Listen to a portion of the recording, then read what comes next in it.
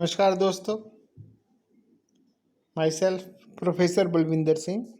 I am working in Shri Baba Mastnath institute of pharmaceutical sciences and research, Baba Mastnath university, अस्तलभोर, Rohtak, Haryana. Today I will give my presentation on quinolones and fluoroquinolones. I am thankful to my son Mr. Ashish Saini for typesetting and media recording of this presentation.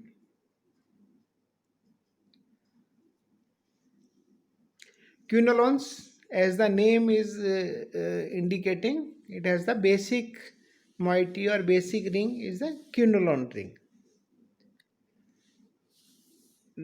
Then fluoride moiety is added to modify the action and have a better spectrum of activity, lesser side effects.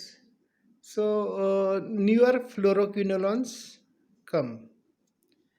These drugs are synthetic antibacterials.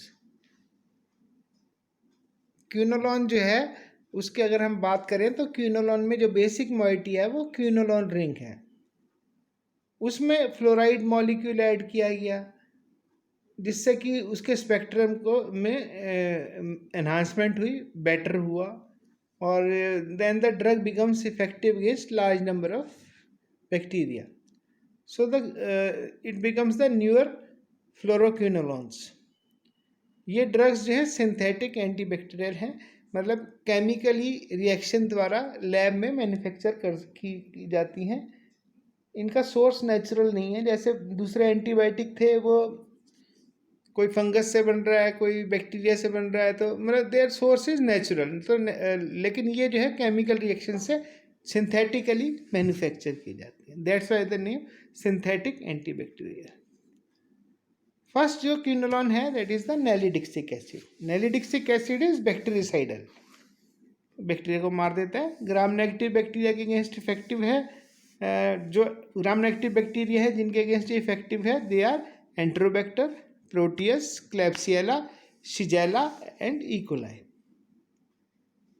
नेलिडिक्सिक acid जो है orally दिया जाता है, मुंह से लिया जाता है, and there nalidixic acid is excreted mainly in urine.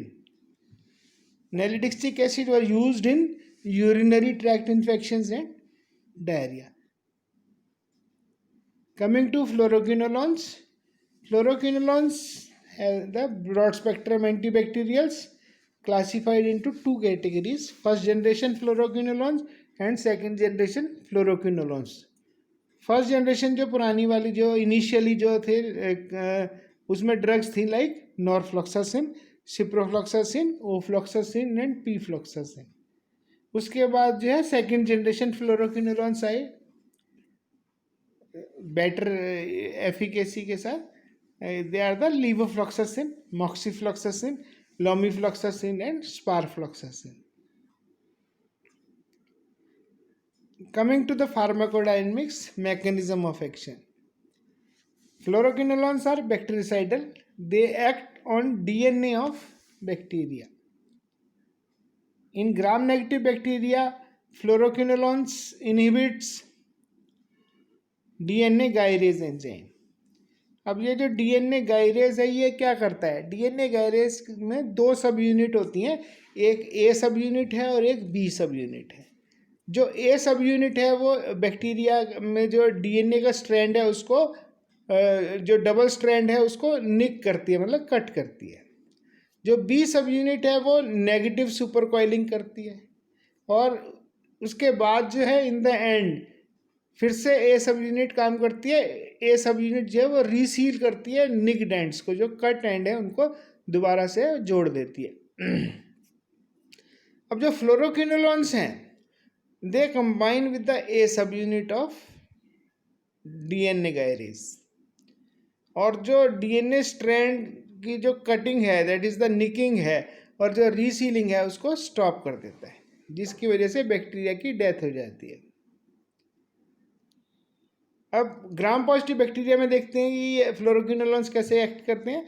In gram positive bacteria fluoroquinolones inhibits the enzyme topoisomerase 4. अब जो topoisomerase 4 एंजाइम है इसका फंक्शन क्या है? ये भी जो है जो DNA स्ट्रैंड है उसको निक करता है मतलब कट करता है, और सेपरेट्स डीएनए स्ट्रैंड किसका, डॉटर बैक्टीरियल सेल का, और ये करता है after DNA replication. So we can say topoisomerase 4 nicks and separates DNA strand of daughter bacterial cell after DNA replication. This is the function of topoisomerase 4. Now fluoroquinolones आते हैं, वो क्या करते हैं, they inhibit this enzyme topoisomerase 4, जिसकी वजह से ये सारा काम रुक जाता है.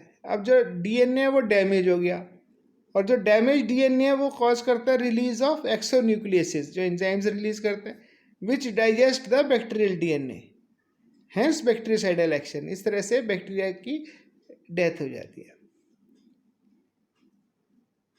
अगर हम इस फ्लोरोक्विनोलॉन्स का स्पेक्ट्रम देखें तो दे आर ब्रॉड स्पेक्ट्रम है. Gram negative and gram positive bacteria के अगेंस्ट इफेक्टिव है.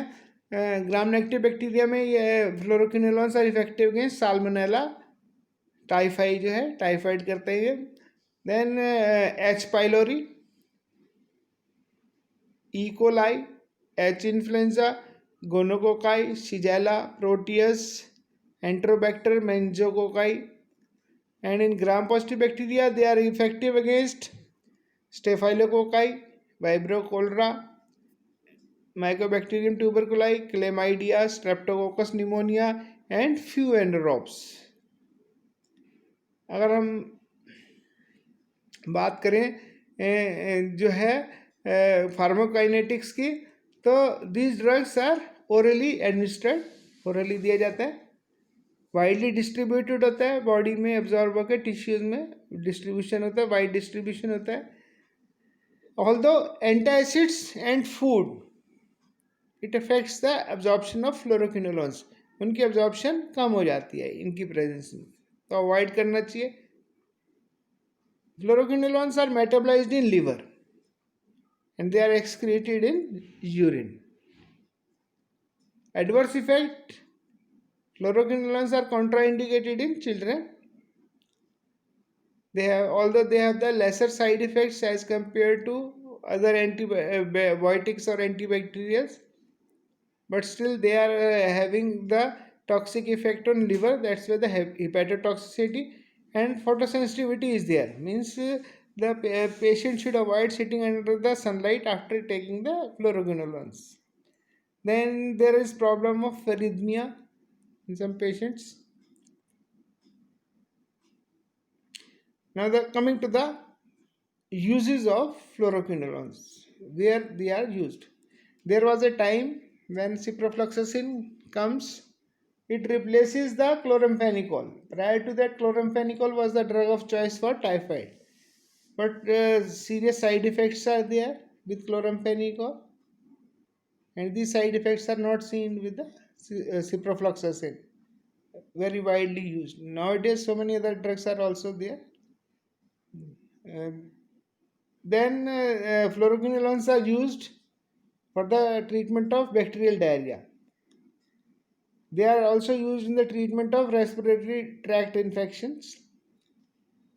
Then they are used as a one of the drug in the multi-drug therapy of tuberculosis. Then septicemia. In the use of urinary tract infection, there was a time when the norfloxacin was the drug of choice for urinary tract infection. Nowadays so many other drugs are also used based on the culture of the urine. Then these drugs are, fluoroquinolones are also used in the treatment of sexually transmitted diseases like gonorrhea and cancer. So these are the drugs where fluoroquinolones are used. So that's all about the quinolones and fluoroquinolones. I am thankful to you for listening patiently to me. In case you have any query, you can contact me. My mobile number and email ID is given. In the end, I once again acknowledge the contribution of my son, Mr. Ashish Sani, for typesetting and media recording of this presentation. Good day to everyone. Have a nice day.